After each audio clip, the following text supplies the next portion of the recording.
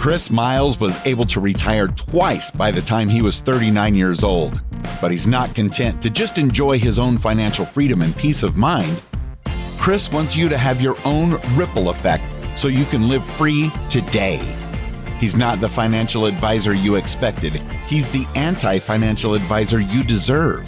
He's jumping behind the mic right now, ready to make waves. Here's Chris Miles. Hello, my fellow Ripplers. This is Chris Miles, your cash flow expert and anti-financial advisor. Well, I'm going to show this for you, those who work so hard for your money, and you want your money to start working harder for you today, not 30 or 40 years from now, but right now, so you can live that life that you love with those that you love. But most importantly, it's not just about being rich, about living a rich life, because as you're blessed financially, you can create a greater ripple effect through the lives of others. And guys, I'm so excited to be able to create that ripple effect through you today. I appreciate you binging and sharing. And not only that, I appreciate you guys reaching out to us, with questions and even with saying, listen, I need to create a plan. How can we co-create this so we can be able to be one of the financially independent by 2030? Thank you so much for doing that. In fact, as a reminder, go to our website, moneyripples.com, check out the passive income calculator now and see how much passive income you could create in the next 12 months. Okay, today, guys, I really want to go deep into what is the deal with financial experts, right? Are they wrong or are they just lying to us? Which is it? And if they're wrong, what's that doing to everybody else? How is that affecting your numbers? What if they're off by just a little on their numbers? All these assumptions they make, they say all these things about returns to the market and how your life is supposed to be financially. But if they're wrong, who becomes the victim? It ends up being you, doesn't it? And so I want to talk about that today and talk about what the real numbers are and how this might actually shock you, could make a big, big difference. All right, so I'm going to show you something here because, there was a Twitter post by Dave Ramsey. I've talked about it on the show before, but I want to expose it here. I want to show it to you guys, those on the video, or just at least read it to you quoted. Dave Ramsey said on his Twitter post, he said, quote, saving only $100 a month from age 25 to age 65 at 12% growth equals $1,176,000. Everyone should retire a millionaire, end quote. Now, here's the thing. Is this true? Because I taught the same thing as a financial advisor 20 years ago. I remember showing people that were like my age in our 20s, just starting out saying, this is why you start out today. Because if you're 25 years old and you want to retire by 65, save even just $100 a month, and you could be a millionaire. And actually, it was more like 103, and you'll see why here in a second. But I would show 12% returns, right? Well, is that real? Are there really 12% returns in the stock market? Would we really actually do this? Well, let me show you something here. So let's first and foremost question and run Dave Ramsey's numbers, right? So watch this. Okay, so I ran the numbers here, right? I just use a simple interest calculator here on calculator.net. I said $100 a month for 40 years, 12% right there. And guess what? It's not $1,176,000. It's $979,000. He was off by $200,000. And in fact, saving $100 a month does not make you a millionaire. It makes you just short of being a millionaire. So problem number one, apparently Dave Ramsey doesn't know how to do math. Okay. I tried all kinds of ways to do it. I had to put 41.6 years to get his numbers to work out. I don't know what he was thinking. I don't know what he's smoking, but apparently he's not a good mathematician. And this is where most people, many people are turning to for financial advice. People like him or Suze Orman, and people like this, they're looking to for financial advice, yet that's not even correct. So why are we assuming everything else is correct? Let's question the other assumptions. What about his 12% rate of return? Does the market actually do that? Let me show you this. Okay, so here I've got the stock market, the S&P 500, all the way from pretty much World War II, out in the about 1940, all the way through today. Here's the thing. I just updated these numbers here for the month of July, very beginning of July. Look at this. The 20-year average is 6.9%, not even close to 12%. It's like half of that. The 30-year average is 7.7%. And just so you know, these numbers are adjusting all the time. Generally, it's between 7 and 8% is pretty typical. Now, think about it. People are saying, oh, I can earn at least 8%. Most people can't even earn 8% because one, even if you're in the S&P 500, guess what? You're not even earning 8%. Two, most people put their money in other mutual funds besides the S&P 500 index. Most people are putting them into a variety of stuff, a whole suite of stuff to be diversified, right? And if you have a 401k, it's even worse because you have other management fees that take away from this return that you don't even see. So let's just assume you're getting the highest return of just doing the S&P 500 index, low costs. Let's just say it's 7.5%, not 12%. Let's see what the reality is here. Okay, so if you remember, we showed 12%. It was 979,000, not 1,176,000 as Dave claims. But what if we made it 7.5%? Ta-da! Not even close. Even though it's only 4.5% difference, look, it's not 1,176,000 like Dave Ramsey was claiming. It's $283,000. Guys, this is like a quarter of what he was claiming. One quarter, 25% of what he was claiming. Even though it was just 4.5%, even though their number's just a little off, that makes a big difference.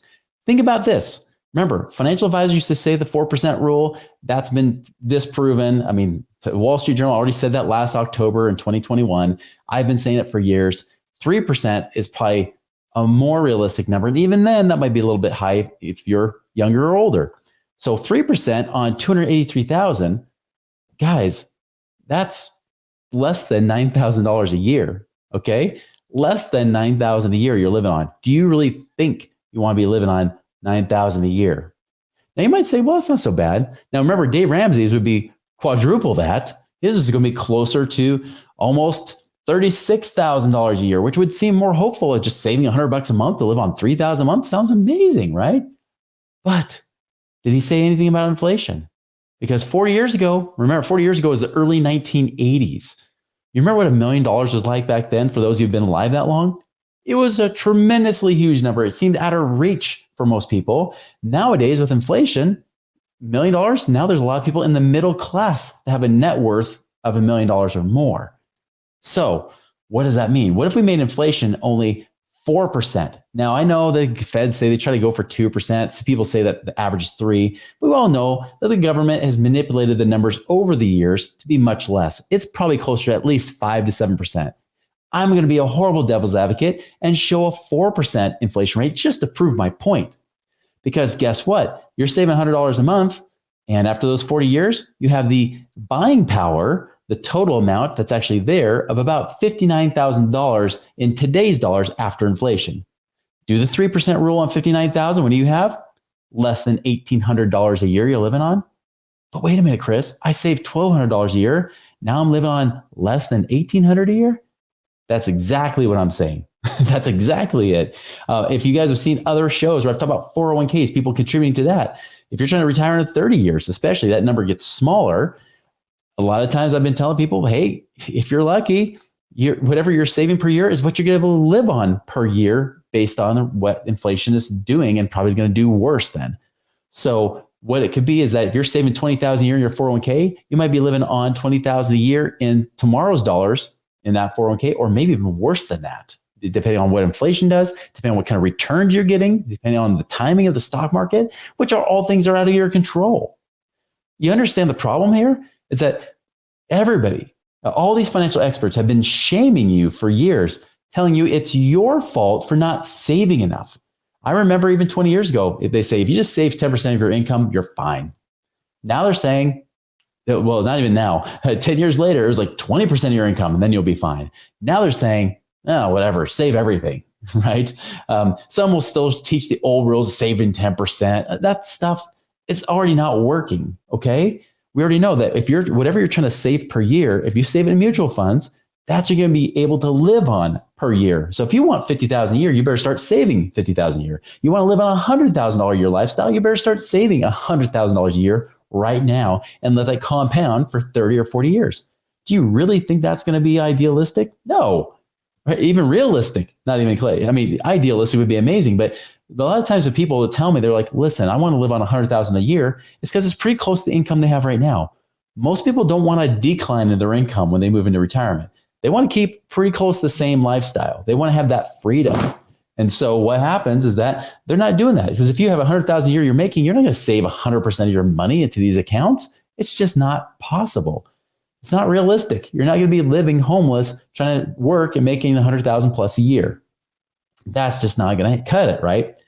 That's my point, guys. This is the problem we're dealing with. This is the issue I have, is that they've been shaming you for years, saying you're not doing enough, yet it's Also their fault. They take no responsibility, but they should be. Why aren't they taking the responsibility for their own false numbers and false assumptions that they're giving and have no accountability for it? Because the last I've seen, I haven't seen people railing into Dave Ramsey other than some obscure videos like mine, right? Where we might start saying, hey, I got to question that a little bit. You know what? I don't think that's the case. Or how about Suze Orman? People want to challenge her, but they'll never come on her show to challenge her, right? Even when people like them invite people on their show, they make it like this nice little, they make it seem like it's all nice and all. But the truth is they're going to rail into them. They're going to cut them off and they're going to make it a one-sided argument, right? They're going to make the other person sound like they're insane. And sometimes those people do a crappy job doing it. However, here's the thing, guys. The thing I notice is that these people still are not being held accountable. They are still, heck, Suze Orman, 71 years old right now. She could be gone in 10 years. By the time you figure this out, it's going to be too late. They're going to be gone. Dave Ramsey is in his 60s. He'll be gone. He'll be dead. And then, so what? You're moving on to the next expert who's going to tell you the same old crap they've been telling you for years. Now, why are they doing this? This is the big question. Are they lying or are they just flat out stupid? Okay. Because it doesn't take a rocket scientist for me to go and look up these numbers and do my own math and my own calculations to figure it out. Heck, I didn't have to use a very crazy calculator. I used a calculator that's for free on a website, right? I was able to use that and it worked just fine. I don't have to have my nice little calculator from high school that they gave us. We're trying to do our little, calculus type stuff on there. You don't have to do that at all. Everything's available to you. You have all the resources to be able to verify this information yourself. The big question is why? Why are they teaching this stuff? Now, are they lying? I don't think so. I think some of them aren't lying. I think the guys like Dave Ramsey actually has a very good heart, is there to help people and has helped a lot of people, at least from those that are, buried under credit card debt or barely surviving. They're trying to figure out how to get control on their finances. Perfect. Let him stay there. Let him stay in that lane. Don't let him go into the whole spectrum that he knows everything, like he's the money god, right? He doesn't know squat when it comes to teaching people how to become wealthy. Remember, he became wealthy by selling you all this stuff. And then, he's still buying real estate. He doesn't tell you that though, does he? No, he's not telling you to buy real estate. He's telling you put your money in your 401ks and your mutual funds. Yet he's buying lots of real estate himself. And I bet you there might have been occasions he might even use debt. Oh, whoa, talk about a hypocrite, right? You take a look into his personal life, you realize he's teaching something completely different than what he's doing. That's one thing that I can't do, guys. I cannot teach something I don't know. I sound like an idiot when I do that. I don't know how other people do it, and maybe they're just really good salespeople. I don't know. But the truth is, you should practice what you preach and help others do the same. Same thing with Suze Orman. Did you know that only about 5% of her portfolio, and this was even 10 years ago, it might even be less now, 5% of her portfolio was actually in mutual funds. Most of it was in real estate, bonds, in her business, and things like that. She's putting most of her money away from places they're telling them, right? When I tell you, guys, I'm investing in real estate, I'm investing in real estate. I'm not being shady. I'm not telling you anything differently. I'm doing the same thing. If I put money in my infinite banking policy, I do that. I'm telling you exactly what I do. And a lot of our clients are doing the same things that I'm doing. And guess what? We're getting results. The one thing I can claim that they can't is that we actually have people getting real results.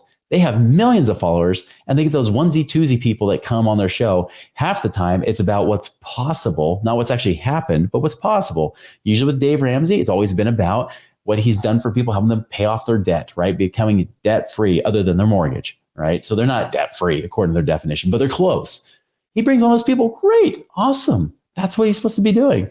But you won't see people come on a show saying, hey, I'm totally financially independent. I've quit my job. I've stopped working. I am fine. I have no worries about ever running out of money again. And I'm being realistic when I say that. It's not just I'm putting a blind eye to my money and then I'll panic later when I do run out of money. You don't get those people very often, right? It's very rare.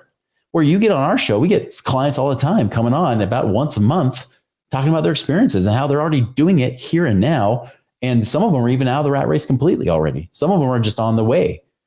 That's the beauty, guys. Like, it can actually work. So these guys, are they lying? I don't know if they're all lying. I think some are. I think some are turning more of a blind eye. I think that's more what they're doing. They're turning a blind eye because their own self-interest doesn't want them to say, I was wrong. Can you imagine Dave Ramsey saying he's wrong I mean, the guy's head's gotten so big, he's gone bald. He had a full head of hair before he went on TV and on radio and stuff. Now, look at him. Of course, now I'm going bald too. So what does that say about me? Anyways, the point is this, guys, is they don't want to see that truth, especially contradicts their message for many years. It's just something that they don't want to be accountable for. And they're just going to turn a blind eye and just say it works. And if the majority of people believe it works, it doesn't matter. And if you say something, even if it's a lie, you say it long enough and you say it with enough passion, it's going to have to be truth, right? That's what comes across, doesn't it? Again, it's not true. I don't think they're lying flat out, although I know some do. I know you should not be listening to money managers. Anybody who has their own fund, don't listen to them because they're going to want you to put your money into their fund, right? If they have a self-interest, they say you should put money here, do that. This is why I don't take any money from my clients putting money in other investments. I'm like, no, let them put the money in investments, let them make the money. Let me just take as a consulting fee. That's what we do. We take a consulting fee and say, great, let's let these people figure, we help align them with people that have been vetted. We help them get into deals, but we're not getting compensation from those deals. We're not doing that kind of stuff. We're telling them, hey, here's the suite. Here's some people that should be talking to. Here's investments you could be doing. Here's what can actually get you the kind of goals you're wanting, whether it's passive income, whether it's more growth or both.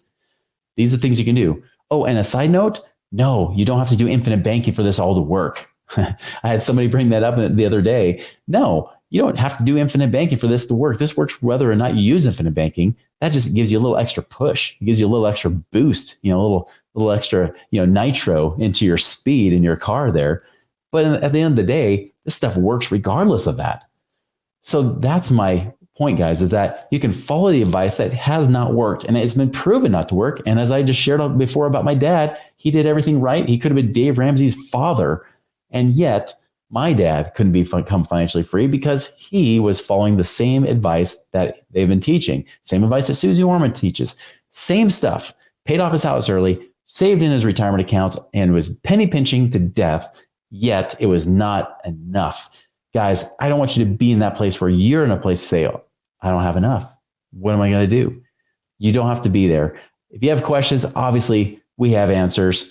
If you want to be able to know how you can do that, check out our passive income calculator to see if you actually create passive income now, and then reach out to us at moneyripples.com.